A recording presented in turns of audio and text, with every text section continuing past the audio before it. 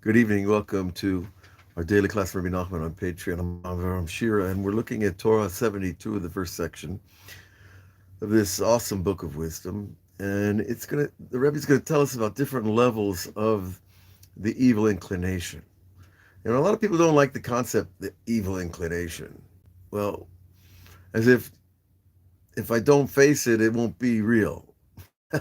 it's a nice metaphysical fantasy. But the truth is that we have a good side and we have a not good side, and there's two captains trying to take the control of the starship of your soul, and one of them is not interested in the best of for you or anyone else. And so these two inclinations are simply directions on a two-way highway towards good or evil. And if you don't want to call it evil, okay, you're allowed to.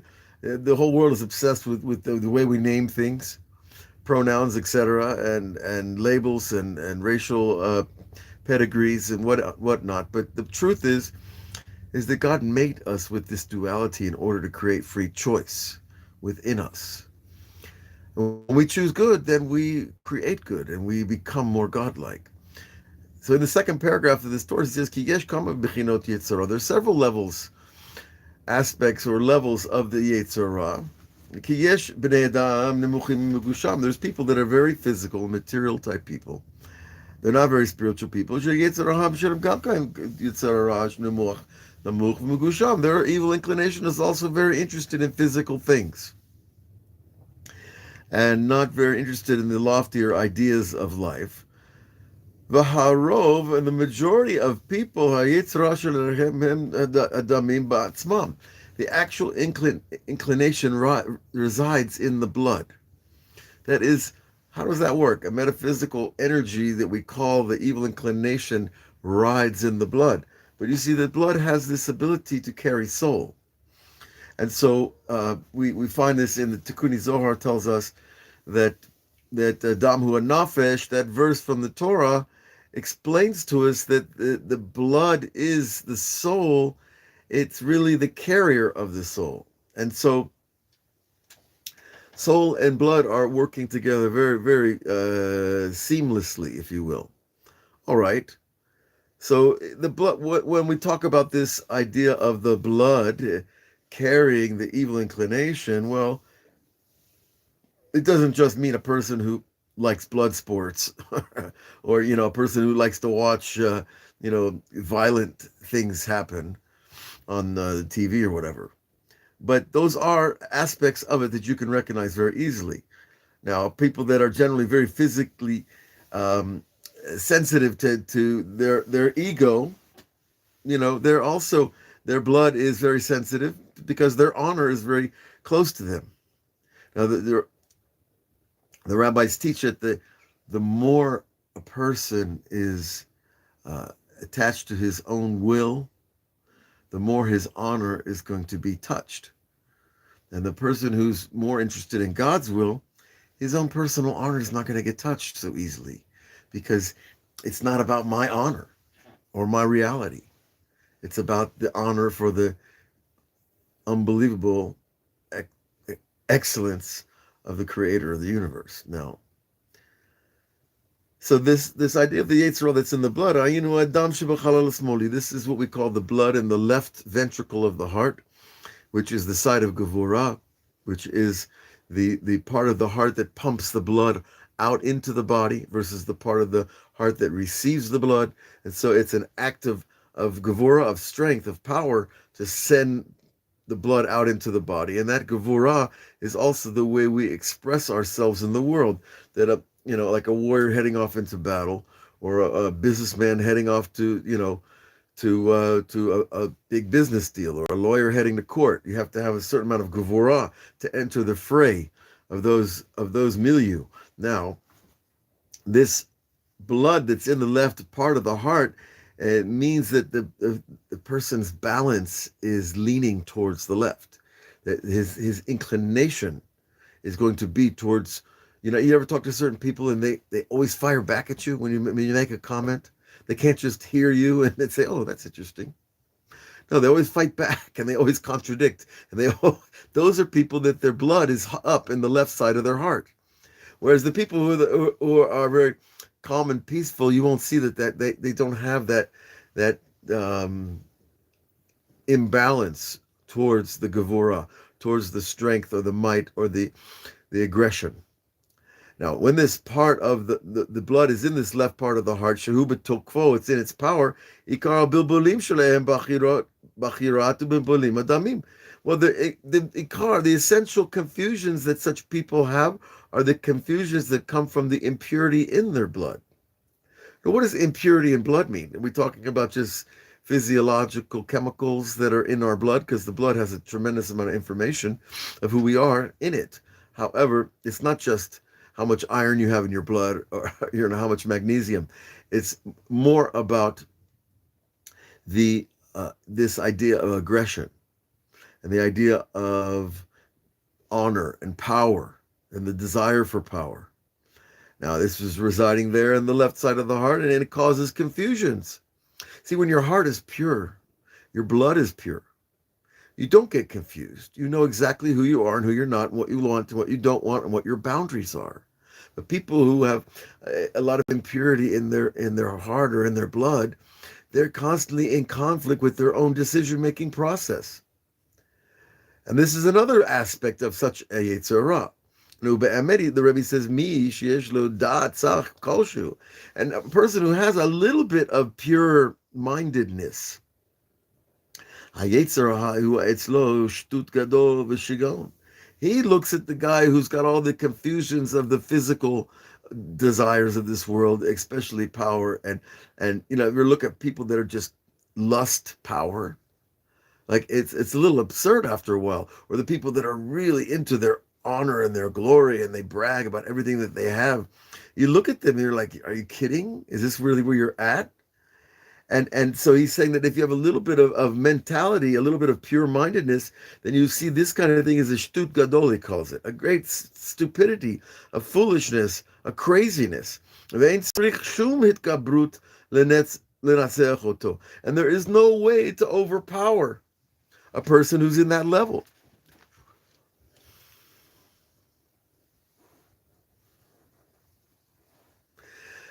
Because his mind is not in the grip of this physical influence of the lower desires.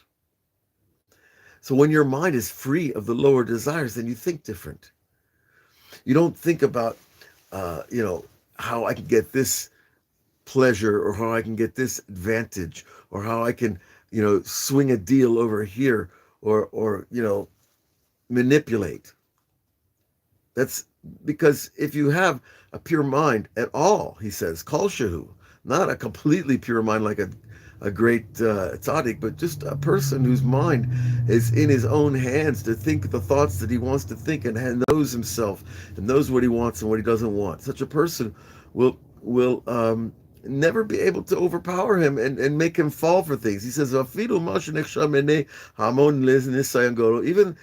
that which the majority of people consider a great test, like the test of lust for the opposite sex.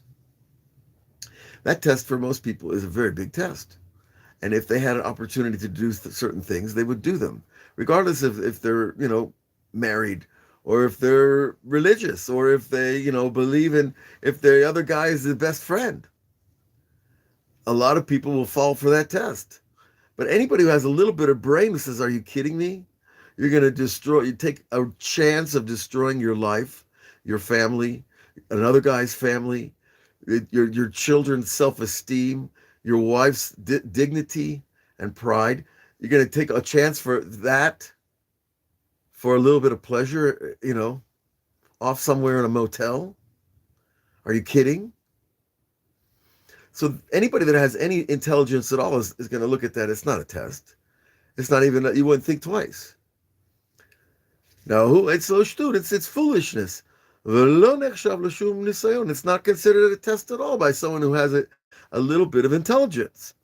כי מי שיש לו שום דעת ויודע מעט מגדולת אדוננו הבורא יתברך שמו.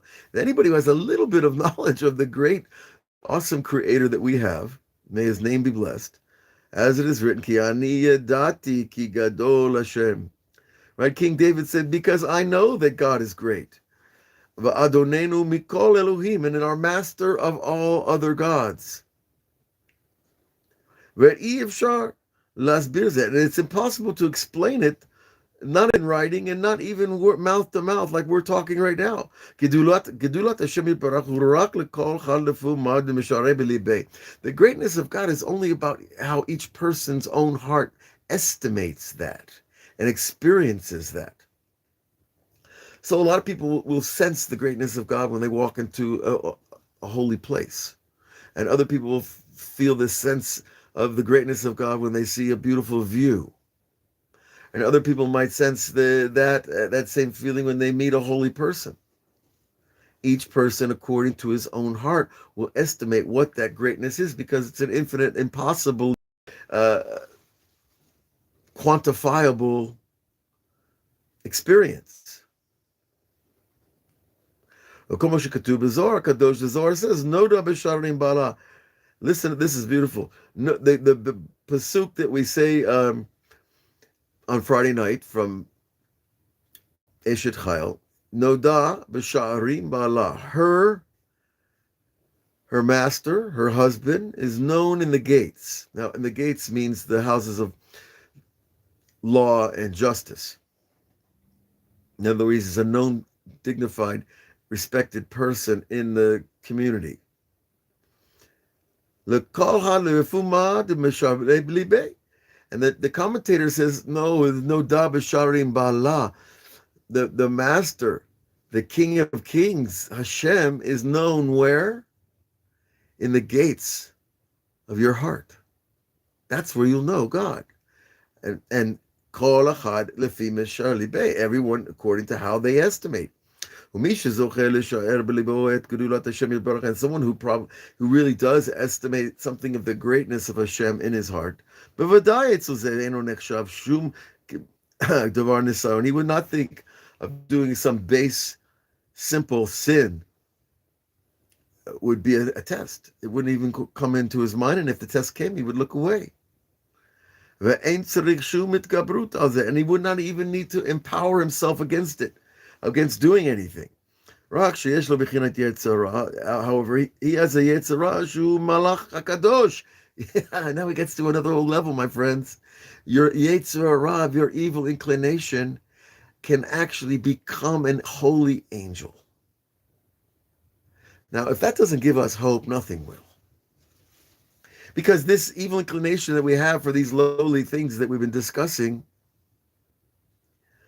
which is really not much of a test when you look at the big picture of life and the big picture of the Creator. How does that change the paradigm when you know that if we do the work and purify ourselves, the angel of evil becomes the angel of holiness? Malach Kadosh, he says, but nonetheless, it still is a Yetzirah. What is this contradiction, this paradox? You're telling me the Yetzirah can become a holy angel, but he's still evil? But nonetheless, still we have to empower ourselves and escape from him. Now, what are we talking about here? It's not the test of falling into the wrong place at the wrong time with the wrong person. It's the test of the gevurot themselves, the use of power.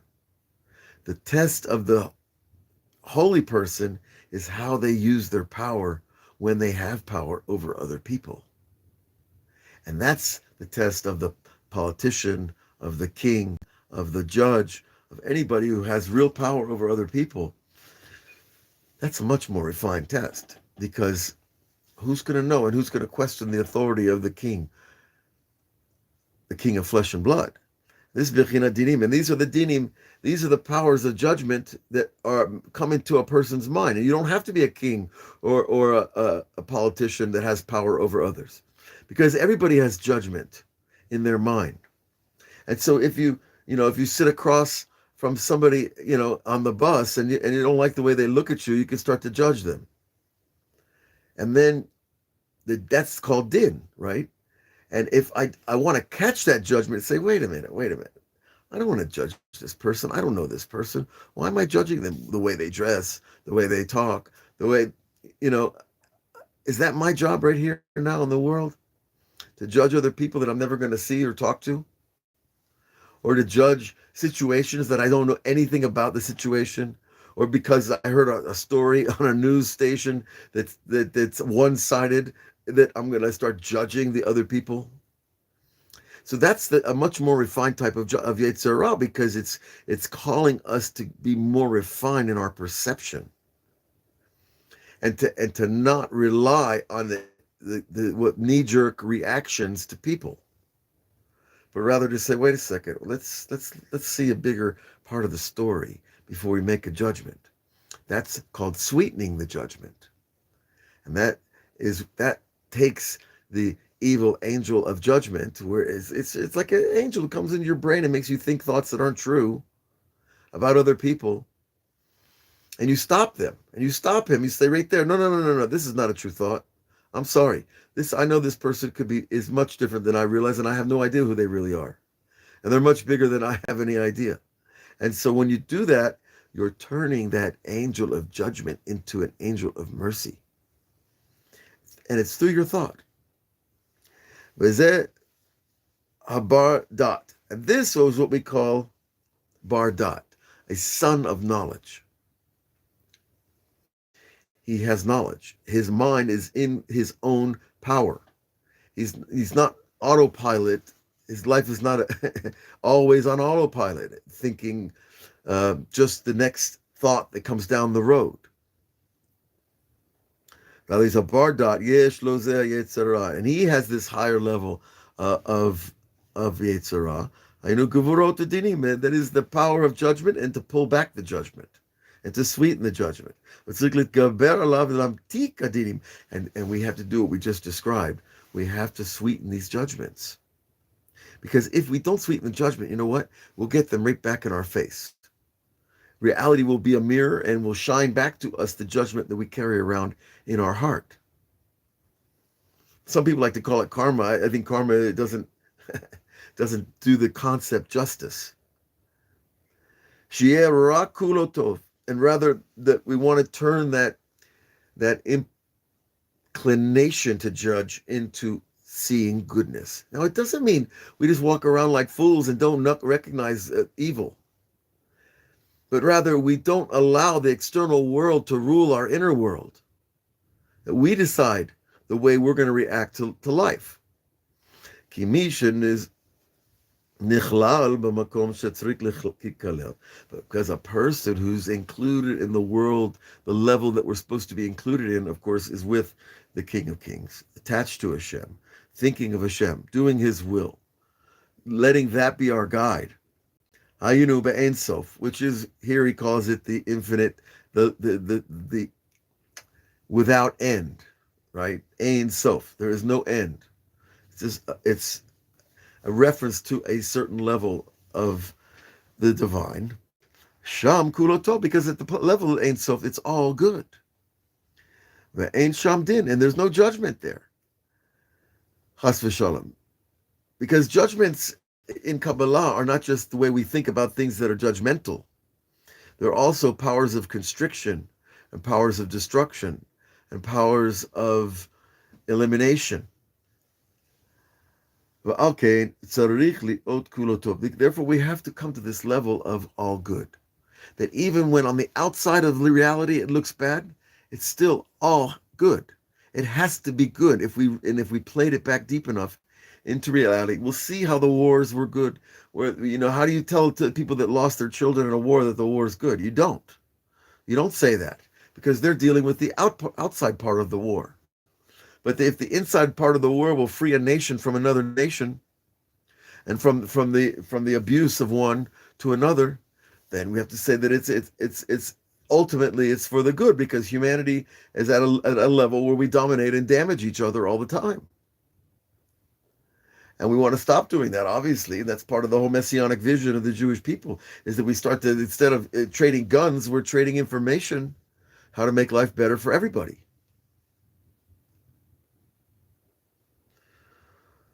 And so we have to get this level of kulo tov lamtik kol gevurot vadinim, to sweeten all this aggression and these power of judgment all the time. Shehem ayetzara shlemala, because this is still called the evil inclination. It's at a very high level, and that means even judging God. People have the habit of doing that, especially religious people. Or I'm not sure how we want to apply that label, but that people judge God. They blame God for their problems, and they're people that are religious, and whatever religion you want to choose, but they still blaming God. Now, if I'm blaming God, I'm not calling it all good, because I'm in a judgmental stance on the one who created the reality that I'm living, as opposed to saying, no, I trust that this God that gave me this life experience right now is doing this to teach me something that I need. I need a teaching. I need a growth spurt in my mind. And so I get it from the constriction of what I just went through. And this sweetens the judgment. And this is this higher David bat Sheva. And here Rabbi Nachman says, answers up one of the deepest questions and problematic questions, is how could King David, is such a great person, sin as he did with his soon-to-be wife Bathsheba, who would be the mother of King Solomon, the next king? Because when you're king, one of your problems is who's going to be the next king, right?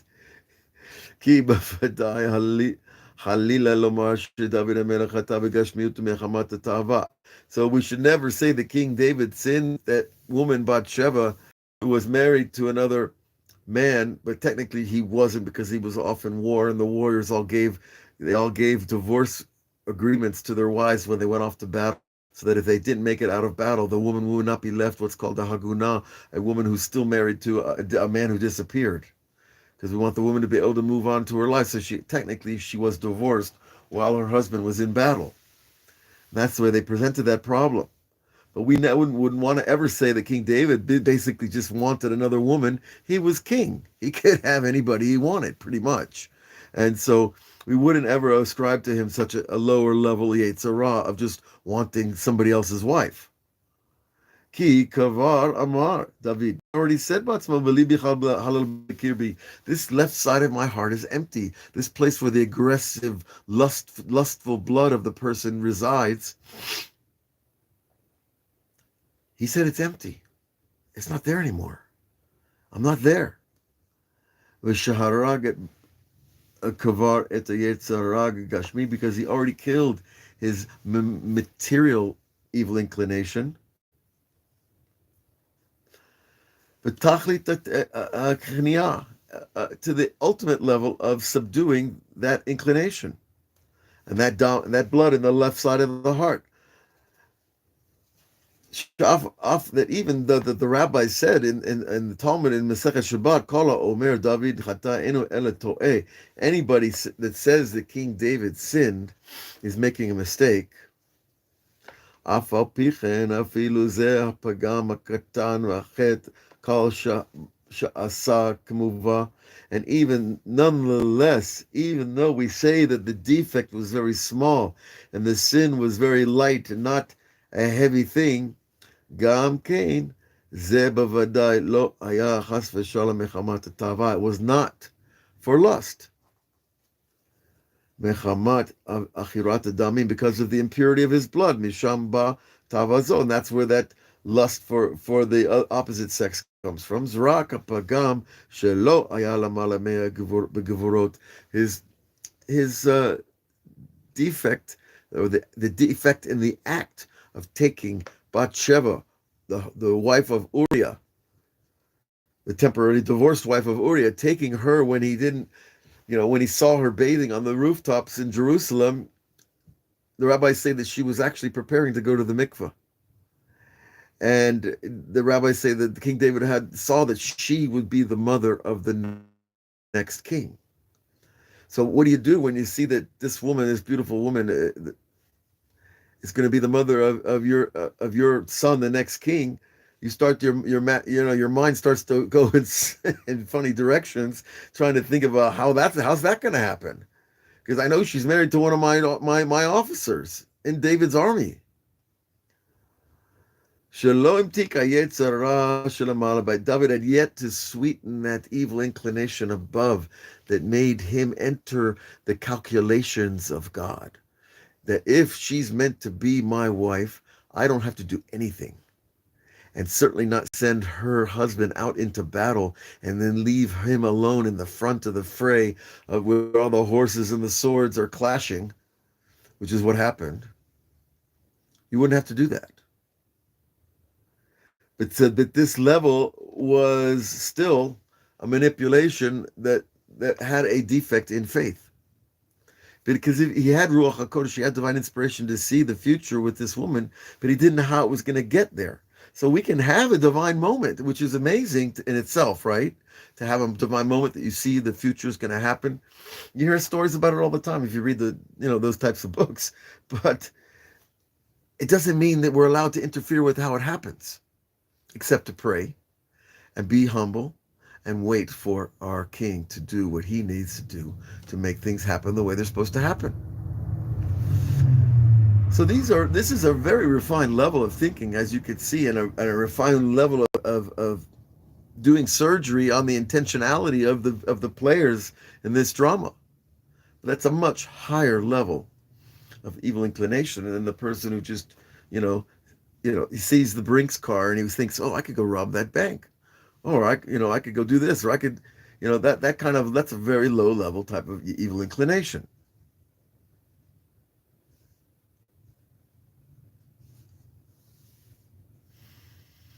Okay. So King David's pagam was very high at this level of the spiritual roots of consciousness that we call the gevurot, which is the left side of the brain, which in Kabbalah is called the Bina Understanding. That there was a defect there, because he had not sweetened that place yet in himself. Which are these powers of constriction and judgment. And this was a very refined level. Because Bathsheba, we're told, was fitting for the king to be the next queen, the queen mother, as she's called. And it says this about David, Lo nivne bayit lishmi ki damim rabim shebagamt. Wow. This is Divrei Hayamim, which is the last book of the Bible. Very interesting, that book, because it's a recap of everything else. And King Hashem is saying to David, you will not build a house to my name because you spilled much blood in your lifetime. Well, he was a warrior. He had to. That was his job. That's what made him king in the first place. He killed Goliath. Eventually, he became king. But still, he had to sweeten that. Even the warrior has to sweeten the part of him that's warrior. Understand? So even if you're the most talented person in the world in your profession, you have to sweeten that knowledge, that judgment about yourself. That if they tell you you're the best in the world, maybe you are the best in the world what you do. But that doesn't mean you take it to your ego. It doesn't mean because that's going to that left side of the brain, that part of gevurot, of empowerment and glory, etc., etc. Okay. Lo zacha levenot bayet. Therefore, King David did not merit to build the Beit Hamikdash. Va'af mechemet Hashem nilcham, and even though he fought the wars of Hashem, im koze lamala lamala, but way above in the spiritual realm, but tachlit amala, in the highest levels of the spiritual roots of creation, makom shetzarich likalel, the place we called Ein Sof, to be included there. Ein Sof sham kulo tov, there it's all good. But tzarich liot rak tov b'li shum dinim klal, that we need to only be in the state of seeing the good, looking for the good, pursuing the good, and understanding that anything that doesn't look good, it has good behind it. We just have to pause and wait, which David did it and say, I think that she's the one. I know she's the one, but I'm going to wait for Hashem to bring her to me, and not send out his his servants to go and bring her over, because that's an act of gevura, and he didn't sweeten it. וזה בחינת אפילו בכתר עליון וכמה ihu legabe ilata ilot. Wow. It says here, very interesting statement from the Zohar, afilu keter elyon, even an upper crown that is black, a black crown, is not a good sign in Kabbalah. Ihu legabe ilata ilot, that even a black crown, though, is also by Hashem Yitbarach, the Creator. They don't understand and they don't know that God also can go into the darkness, that he's king of the darkness as well. But just he hides himself there because it's not like honorable for the king to be there.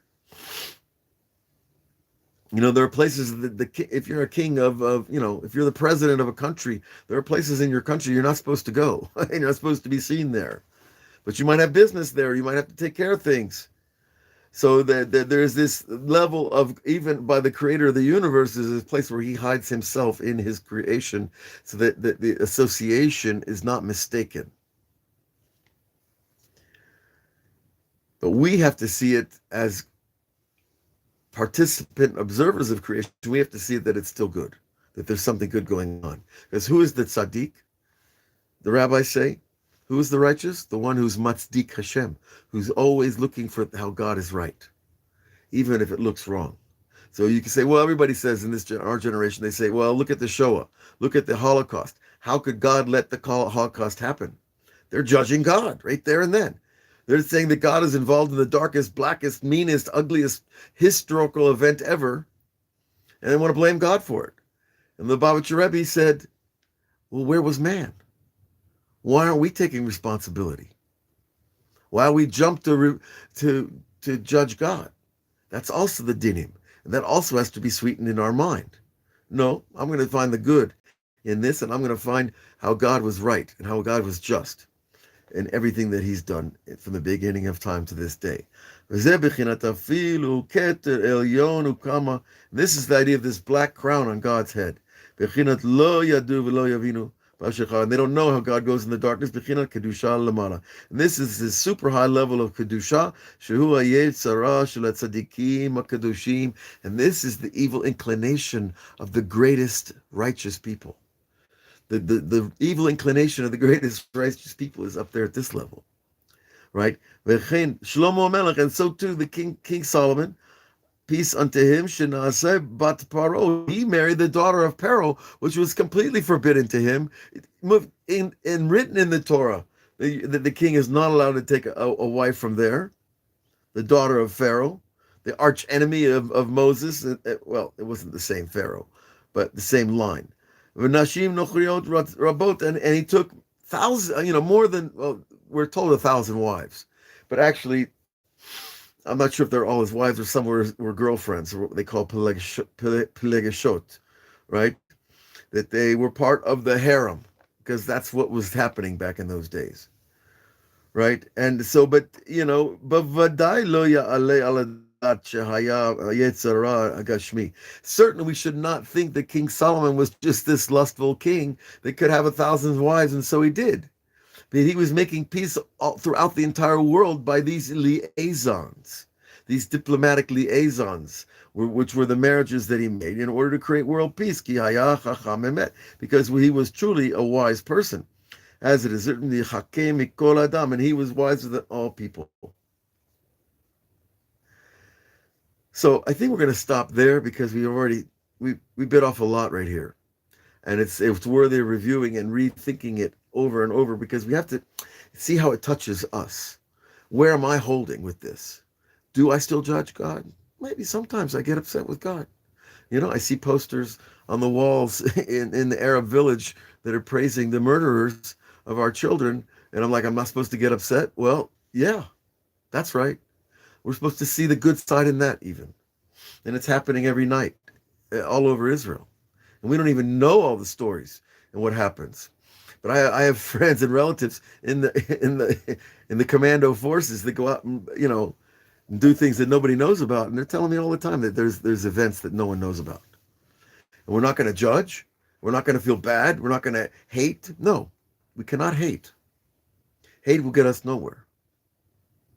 Rather, our job is to increase in the good things that we do, and increase turning the judgment into mercy. Not the judgment on terrorists, the judgment on ourselves and on the people we love, the people close to us, and on our fellow Jews that we don't agree with politically or whatever other way we don't agree. But this is where we turn it around. And when we turn it around, you'll see that God will change the world according to your choices. So if, let's say, you don't trust somebody, and then you sweeten that judgment, you say, no, why am I distrusting that person? That's my own distrust. Like they say, like a thief is always distrustful of other people stealing from him, right? So if I catch a person catches himself, maybe they're gonna steal from me. Maybe I have to look at my own record of stealing. And same thing with lust, and the same thing with all the 7 deadly sins, as they're called, because they all lead to one place. But when we do that work and we stop and we don't judge the other guy and we judge him to favor, what happens? He's no longer in that place of judgment, and God turns it right around. And even in marriage, even in couples work, we're doing therapy and couples work, we find that couples are judging each other all the time. And if we just turn those judgments sweet, then the person automatically becomes sweeter, miraculously, without saying a word. And when you see that happen, then you know how great God really is, because he's working in the very refined, detailed places of our lives. So God should bless us all with those eyes to see the good, to judge for the good, to turn the judgment into sweetness, into mercy and understanding. God bless you all. We'll see you again on our daily class. All the best.